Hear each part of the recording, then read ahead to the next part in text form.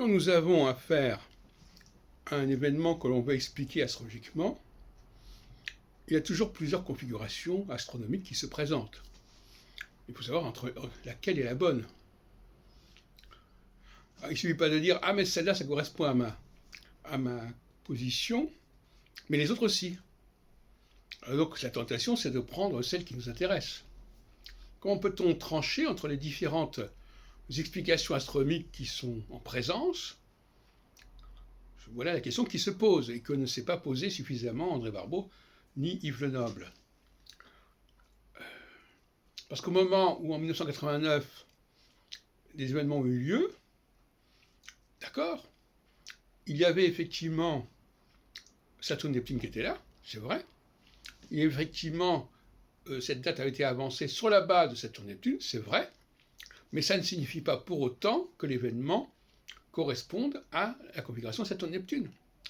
Pour le démontrer, il faut montrer que Saturne-Neptune produit ce même genre d'événement et que les autres configurations ne le produisent pas une chaîne d'événements, parce que l'événement lui-même, il est là, mais ce sont les chaînes qui nous intéressent, c'est-à-dire la récurrence de cette même configuration, quelle qu'elle soit. Par exemple, dans le cas de 1989, il y a aussi des événements du même ordre qui ont eu lieu. En 59, par exemple, 30 ans avant, à savoir le début de la décolonisation en France. Alors vous me direz, ah oui, mais ça ne concerne pas la Russie. Mais on s'en fout que ça ne concerne pas la Russie. Ça, c'est un postulat. Ça peut très bien concerner d'autres pays. Le problème, c'est que ça doit concerner une même configuration géopolitique, c'est-à-dire quelque chose qui se démembre, quelque chose qui se démantèle, qui se disloque. Et en effet, en 59, 30 ans avant 89, c'est ce qui s'est produit. Mais alors là, effectivement, à ce moment-là, il n'y avait pas la conjonction Saturne-Neptune. Hic, c'est un hic.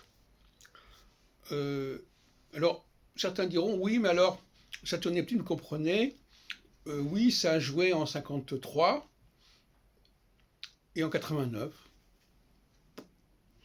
et peut-être même en 1917. C'est pas beaucoup tout ça. Surtout que, il faudrait nous démontrer que ce qui s'est passé en 53 correspond à un même type d'événement que ce qui s'est passé en 89 ou en 1917. Parce que dans une cyclicité, c'est une loi qui me paraît fondamentale, il y a toujours deux cas, A et B. Une cyclicité qui ne comporte que A, ça n'est pas une cyclicité. Parce que ça veut dire quoi? Que la cyclicité revient, et puis même le cycle des saisons, c'est une cyclicité, mais il y a quand même les saisons. Et chaque saison est différente des autres. Donc là, on aurait, avec Lenoble et Barbeau, une cyclicité d'un seul tenant. C'est-à-dire qu'il n'y aurait pas deux cas de figure possibles. Soit, il y aurait éventuellement l'événement et pas d'événement. Une situation non événementielle, ce qui ne veut pas dire grand-chose. Alors, 1989, comme j'ai dit, c'est une dislocation comme 59.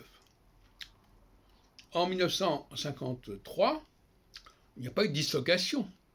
Au contraire, puisqu'en 51, dans la même configuration à peu près, il y a eu la création de la communauté européenne. C'est exactement l'inverse de la dislocation, c'est quelque chose qui se constitue, c'est une fédération qui se constitue. Donc ça ne tient pas debout. Et d'autre part, un cycle comme ça, de Saturne, mais sans Neptune, un cycle de Saturne sans Neptune, il y a des phases tous les 7 ans. Donc on peut vérifier 5 fois plus souvent la valeur du cycle saturnien que si c'est Saturne-Neptune. Donc on a une série de configurations et de recoupements qui est 7 fois plus importante, ou 5 fois plus importante, 5 fois 7, 35, que le cycle Saturne-Neptune.